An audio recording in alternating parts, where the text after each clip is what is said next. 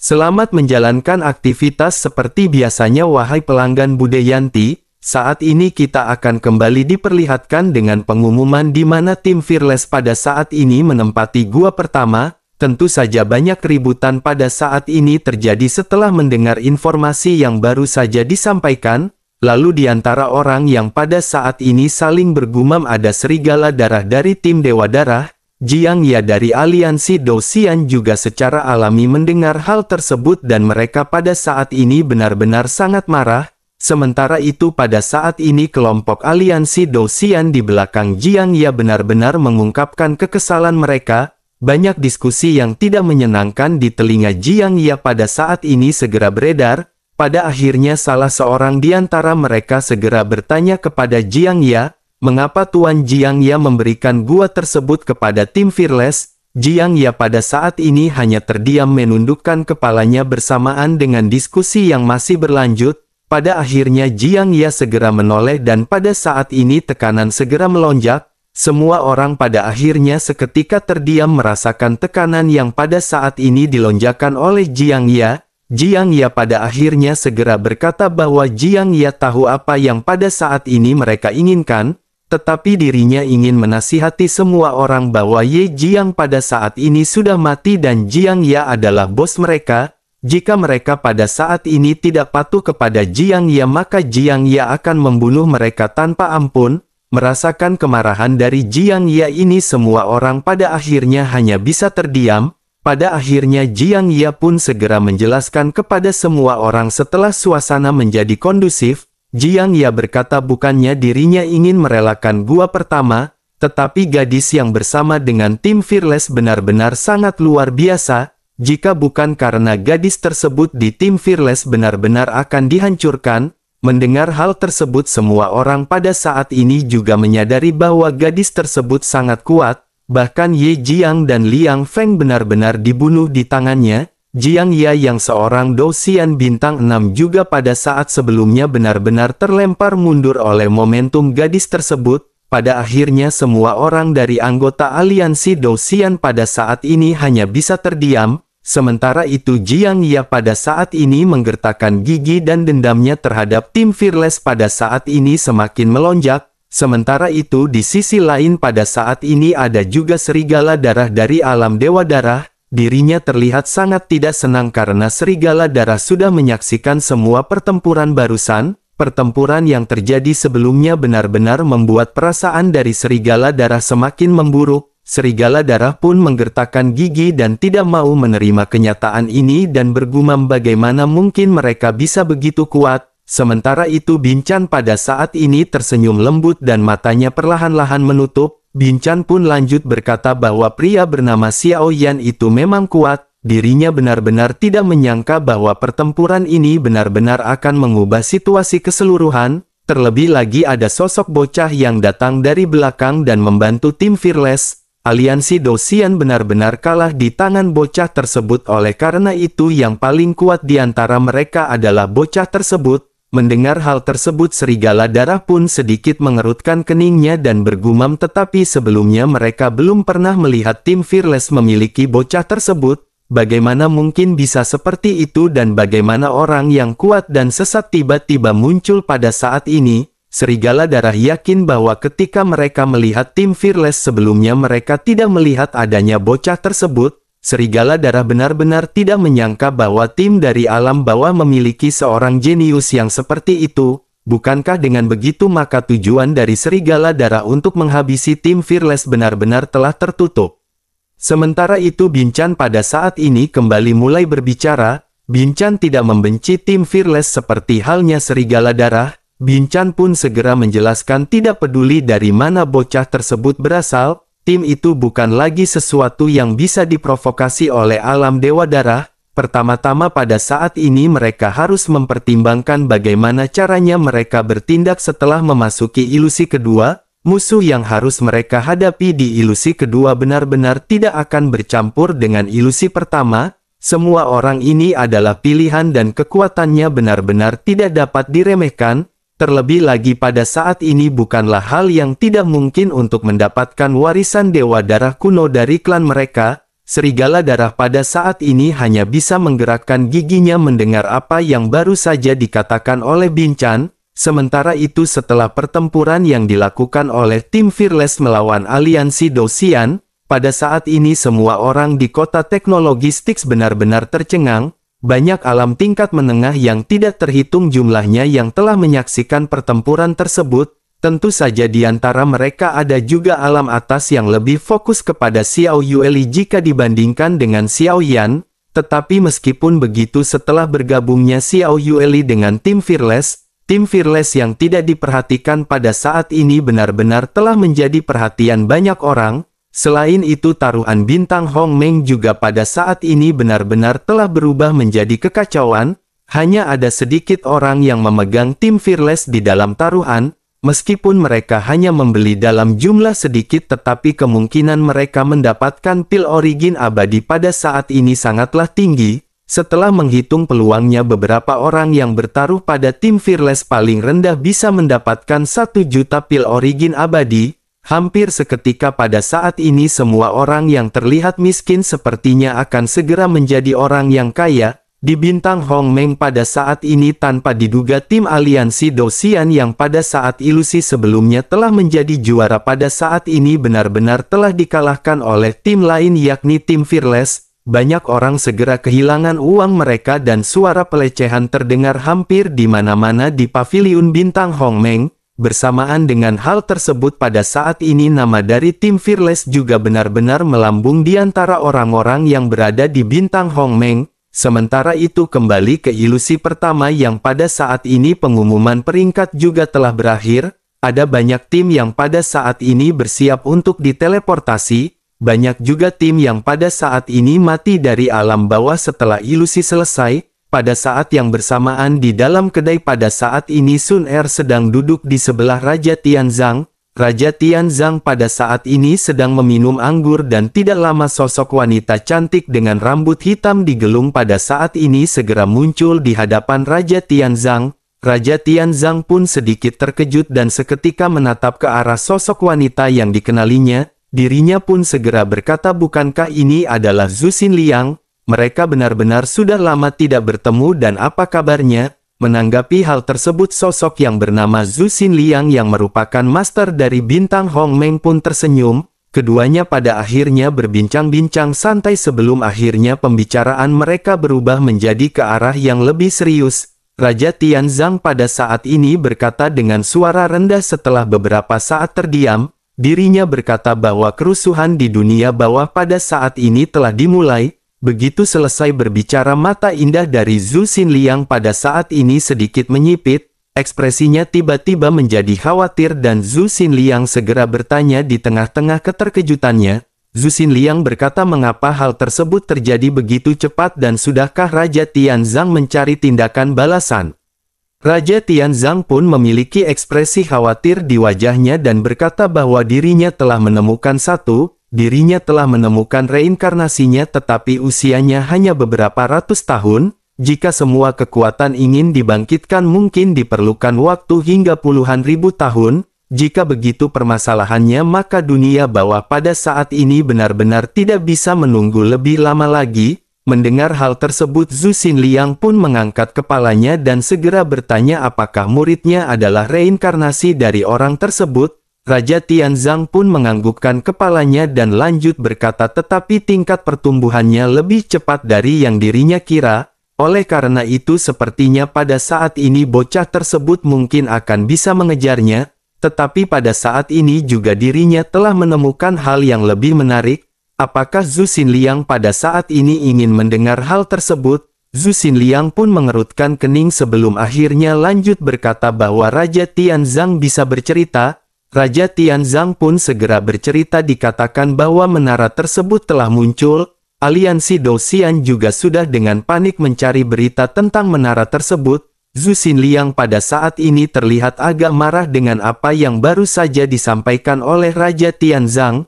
Zhu Xinliang segera berkata bahwa berita seperti ini sudah tersebar sejak lama oleh karena itu hal tersebut bukanlah rahasia. Raja Tianzang pun tersenyum menanggapi perkataan dari lanjut Zhu Xinliang dan lanjut bertanya, Apakah Zhu Xinliang tahu di manakah letak menaranya? Zhu Xinliang pada saat ini tampak semakin marah dan berkata bahwa apa yang dikatakan oleh Raja Tianzang adalah omong kosong. Bagaimana mungkin dirinya bisa mengetahuinya, dan apakah Raja Tianzang tidak tahu benda suci macam apakah benda tersebut?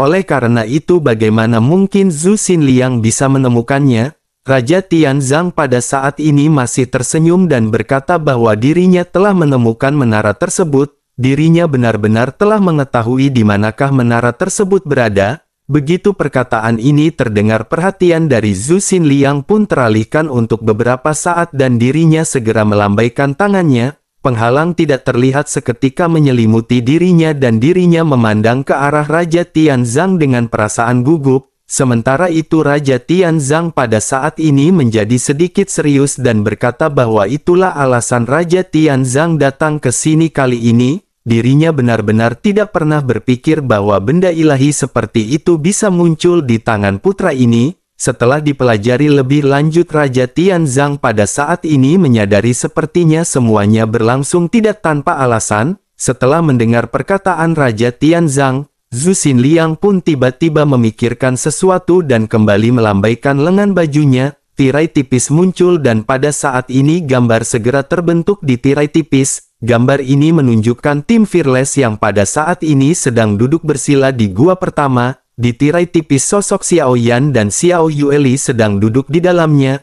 Wajah semua orang pada saat ini dipenuhi dengan senyum bahagia dan Sun Er yang berada di samping Raja Tianzang tentu saja melihat adegan tersebut. Matanya seketika tiba-tiba menjadi lembab setelah melihat ayah dan putrinya yang begitu harmonis. Sun Er pada akhirnya pada saat ini benar-benar merasa lega melihat pemandangan tersebut. Sementara itu Raja Tianzang yang pada saat ini segera berkata bahwa dirinya khawatir dunia bawah harus meminta bantuannya. Zhu Xinliang juga pada saat ini segera dalam suasana hati yang baik mendengar apa yang baru saja dikatakan oleh Raja Tianzang. Tetapi meskipun begitu sosoknya pada saat ini masih bertanya apakah maksud Raja Tianzang menara tersebut ada pada orang ini. Raja Tianzang pun menganggukkan kepalanya sementara Zhu Xinliang pada saat ini menghela nafas. Setelah itu Zhu Xinliang pun mengalihkan pandangannya kepada Xiao Yueli dan mulai kembali berbicara kepada Raja Tianzang. Zhu Xinliang berkata bahwa muridnya lebih baik tidak berpartisipasi dalam ilusi kedua. Hal tersebut benar-benar terlalu mengganggu kompetisi dari 10.000 alam. Raja Tianzang pun memandang ke arah Zhu Xinliang dengan tidak setuju dan berkata sambil tersenyum di tipis. Dirinya bertanya apakah benar memang seperti itu. Bagaimanapun juga bocah tersebut adalah reinkarnasi dari orang tersebut.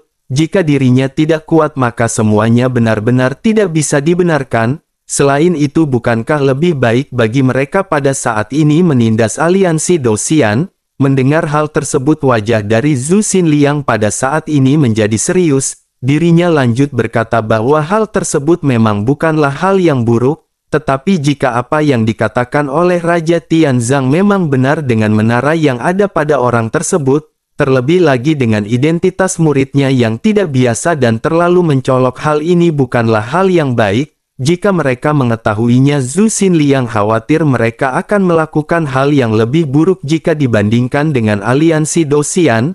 Bukankah dengan begitu maka hal ini benar-benar akan menjadi semakin sulit untuk dihadapi?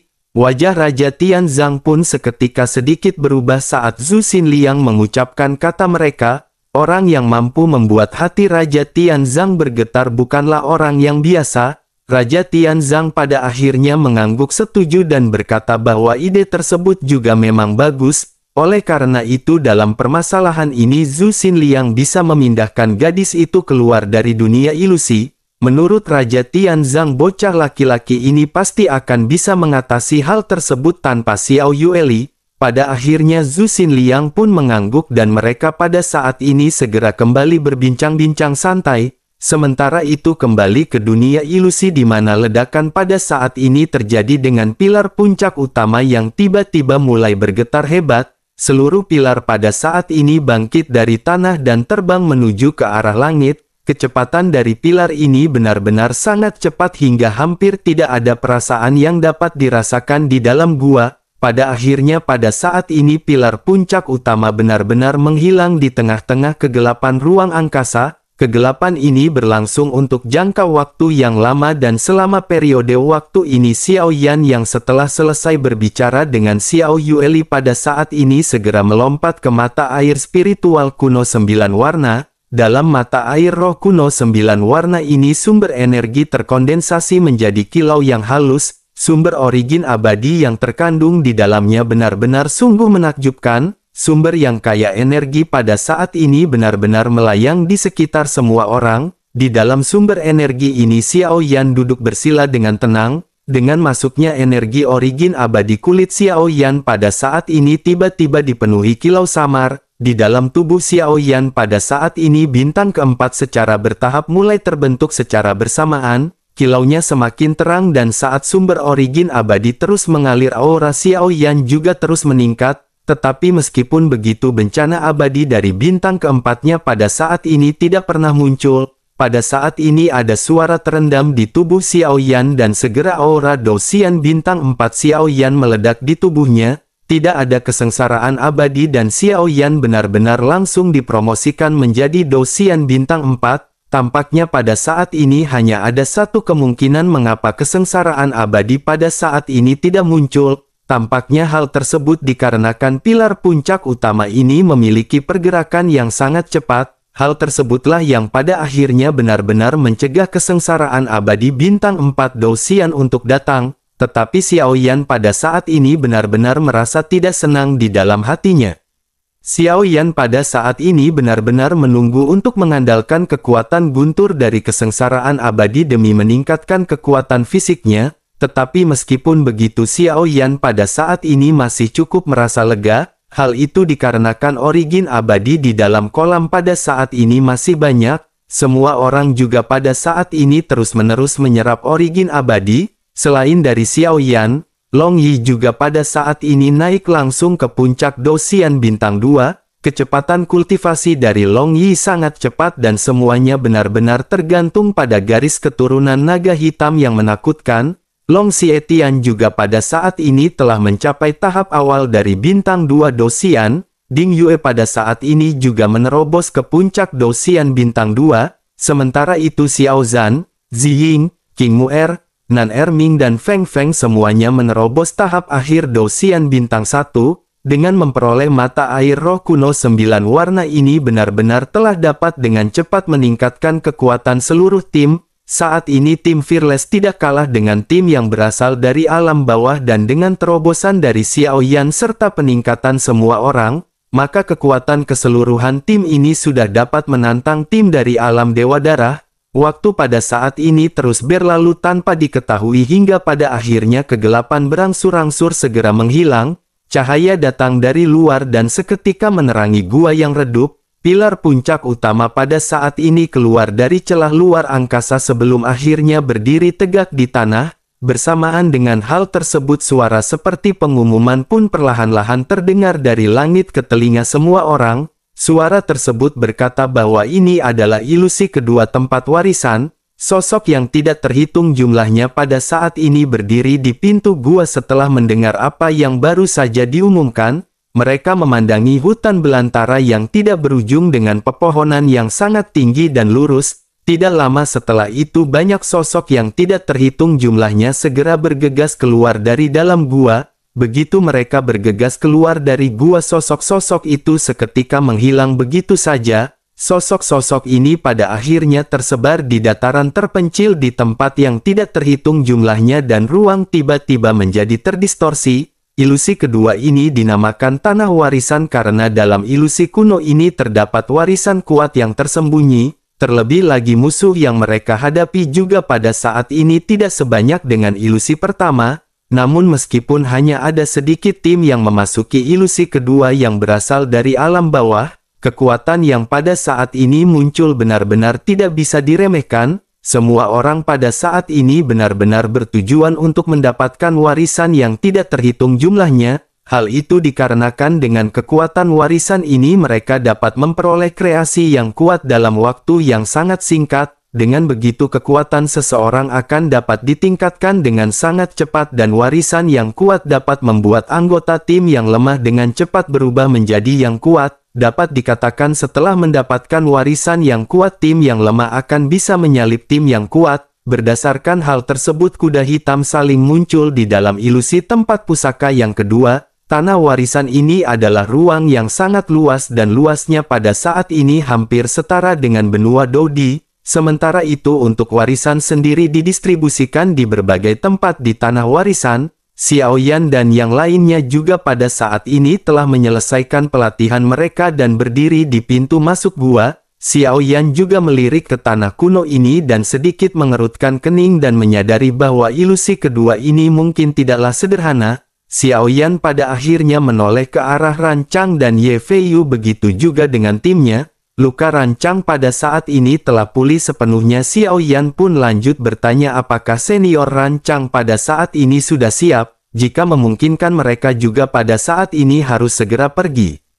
Mendengar hal tersebut Rancang juga pada akhirnya segera bangun dan dirinya pada saat ini menatap ke arah Xiao Yueli dengan curiga. Xiao Yan pun segera memperkenalkan mengenai Xiao Yueli kepada Rancang dan Ye Feiyu. Secara alami Rancang mengetahui kekuatan Ye Feiyu dari pertempuran sebelumnya, tetapi dirinya baru saja mengetahui bahwa Ye Feiyu ini ternyata adalah anak dari Xiao Yan. Setelah mendengarkan cerita Xiao Yan, ekspresi keraguan tentang Xiao Yueli pada saat ini benar-benar melonjak. Rancang pun pada akhirnya segera bertanya kepada Xiao Yan, apakah ini adalah anak dari adik ke-9? Lebih baik adik ke-9 pada saat ini jangan menipunya dan dirinya ingin bertanya berapakah umur putrinya. Bagaimana mungkin dirinya bisa memiliki kekuatan yang begitu besar? Tubuh Rancang pada saat ini bergetar setelah membayangkan kembali pertempuran yang ditampilkan oleh Xiao Yueli. Sementara itu Xiao Yan pada saat ini hanya bisa tersenyum kering dan menggaruk kepalanya. Xiao Yan pada akhirnya segera lanjut berkata bahwa hal ini benar-benar agak konyol. Sepertinya seorang ayah pada saat ini benar-benar telah dikalahkan oleh putrinya. Setelah selesai berbicara Xiao Yan pun tersenyum bahagia dan pada saat ini tentu saja Xiao Yan bisa menerima kenyataan bahwa Xiao Yueli jauh lebih kuat jika dibandingkan dengan Xiao Yan. Xiao Yueli adalah anaknya sendiri dan orang tua tentu saja akan berharap anaknya akan menjadi lebih baik jika dibandingkan dengan dirinya. Sementara itu Rancang pada saat ini masih tetap terdiam mendengar apa yang dikatakan oleh Xiao Yan. Xiao Yan pun tersenyum tidak berdaya sebelum akhirnya berkata bahwa pada saat ini waktunya hampir habis. Mereka akan membicarakan urusan ini nanti dan mereka harus segera berangkat. Menurut Xiao Yan pada saat ini sudah ada banyak tim di hadapan mereka dan mereka tidak boleh tertinggal. Semua orang pada akhirnya mengangguk, begitu juga dengan Rancang. Tetapi ketika semua orang hendak keluar dari gua pada saat ini Xiao Yueli berhenti dan menarik ujung lengan pakaian Xiao Yan. Xiao Yueli terlihat tidak senang dan cemberut sebelum akhirnya berkata bahwa guru telah mengatakan Xiao Yueli harus segera kembali. Ada hal yang sangat penting dan mungkin Xiao Yueli tidak akan bisa bermain dengan ayah di pertandingan berikutnya. Begitu semua orang mendengar Xiao Yueli yang menyebutkan kompetisi tersebut dengan kata bermain, semua orang pada saat ini benar-benar sangat terkejut. Hal tersebut mungkin terdengar terlalu sombong dan nyeleneh, tetapi semua orang pada saat ini telah menyadari sesuatu. Pertempuran yang ditampilkan oleh Xiao Yueli sebelumnya benar-benar membuat semua orang tidak bisa berkata-kata. Sementara itu Xiao Yan juga pada saat ini mengerutkan kening dan saat Xiao Yan hendak bertanya kepada Xiao Yueli apa yang terjadi, sosok Xiao Yueli pada saat ini langsung menghilang ke dalam gua dalam sekejap mata. Semua orang juga tercengang dan bertanya-tanya apa yang telah terjadi kepada Xiao Yueli. Xiao Yan pun segera menjelaskan apa yang dikatakan oleh Xiao Yueli hingga pada akhirnya semua orang menghela nafas dengan penyesalan. Jika saja Xiao Yueli berada di sini tentu saja pertarungan berikutnya yang dihadapi oleh tim Fearless bisa berlangsung lebih santai. Kekuatan bertarung dari Xiao Yueli ini bahkan bisa menghancurkan seorang Dosian bintang 5 yang kuat seperti Ye Jiang. Oleh karena itu di seluruh kompetisi ini benar-benar tidak akan ada yang berani menyenggol tim Fearless. Sementara itu Xiao Yan pada saat ini menggelengkan kepalanya dan tersenyum tidak berdaya. Xiao Yan segera bergumam, mungkin kekuatan dari Xiao Yueli ini benar-benar terlalu kuat. Xiao Yan berpikir bahwa penampilan Xiao Yueli memang mengubah situasi dari pertempuran sebelumnya. Xiao Yan berpikir tampaknya hal tersebutlah yang pada saat ini mengakibatkan Xiao Yueli ditarik mundur. Xiao Yan pun segera menekan perasaannya sebelum akhirnya segera berbicara kepada semua orang. Xiao Yan segera berkata bahwa mereka semua harus segera berangkat dan tanpa Xiao Yueli mereka semua harus lebih berhati-hati. Semua orang di tim Fearless termasuk juga dengan Ran Chang dan Ye Feiyu pada saat ini menganggukkan kepalanya dan segera bergegas. Dengan tambahan Ran Chang dan Ye Feiyu pada saat ini efektivitas tempur dari tim Fearless sekali lagi meningkat ke level yang baru. Kekuatan Ran Chang juga telah mencapai level Dosian Bintang 5 dan Ye Feiyu pada saat ini telah mencapai level Dosian Bintang 3. Bergabungnya kedua orang ini benar-benar telah sangat meningkatkan kekuatan dari tim Fearless. Secara alami kekuatan dari tim Fearless pada saat ini benar-benar menjadi lebih kuat. Singkat cerita, pada akhirnya kelompok Xiao Yan pada saat ini telah sampai di sebuah tempat. Ketika semua orang mendarat pada saat ini origin abadi, begitu juga kekuatan spiritual Xiao Yan seketika melonjak.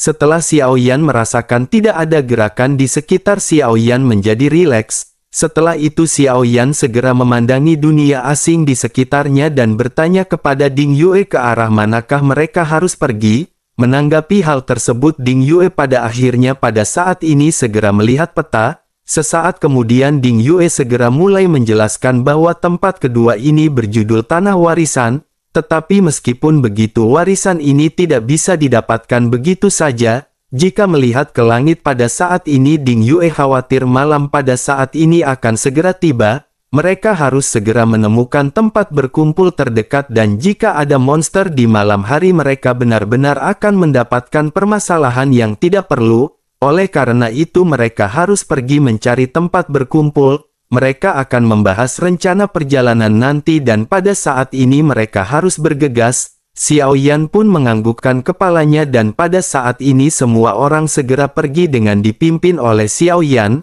Sesaat setelah kelompok Xiao Yan pergi, pada akhirnya langit pada saat ini benar-benar sesuai apa yang dikatakan oleh Ding Yue. Kegelapan dengan cepat pada saat ini menyelimuti hutan. Tanah yang awalnya luas tidak berujung pada saat ini benar-benar segera menjadi sepi dan tidak berangin. Sesuatu tampaknya perlahan-lahan terbangun membawa aura yang sangat menakutkan. Xiao Yan pun mengerutkan kening dan berkata bahwa mereka pada saat ini harus segera mempercepat kecepatan mereka. Pada akhirnya kelompok Xiao Yan pun segera meningkatkan kecepatan mereka dan bergegas pergi. Setelah bergegas maju dengan kecepatan penuh, pada akhirnya setelah beberapa saat garis besar sebuah kota kuno pada akhirnya muncul di dataran yang tidak berujung. Xiao Yan menghela nafas lega setelah melihat kota kuno yang berada di kejauhan. Semua orang juga bisa menebak bahwa ini seharusnya adalah titik kumpul. Meskipun ini adalah turnamen 10.000 alam, tetapi persaingan yang ada di sini benar-benar sangat kejam. Mereka juga harus berhadapan dengan situasi khusus seperti ini dan mereka harus berkumpul bersama demi kebaikan masing-masing. Jika kelompok mereka pergi sendirian maka mereka benar-benar tidak tahu apakah mereka akan berakhir dalam kematian atau tidak. Pada akhirnya sekelompok Xiao Yan pun mendekat dan Xiao Yan segera menginstruksikan kepada semua orang. Xiao Yan berkata agar mereka berhati-hati dan jangan mencoba untuk tidak memprovokasi orang lain apalagi mencari janda bohai di sini. Tetapi jika seseorang ingin menemukan permasalahan dengan tim Fearless maka tim Fearless tidak akan mundur. Tentu saja semua orang mengangguk hingga pada akhirnya kelompok Xiao Yan pada saat ini mendekati kota untuk mencari cabai warung Bude Yanti yang ke-86.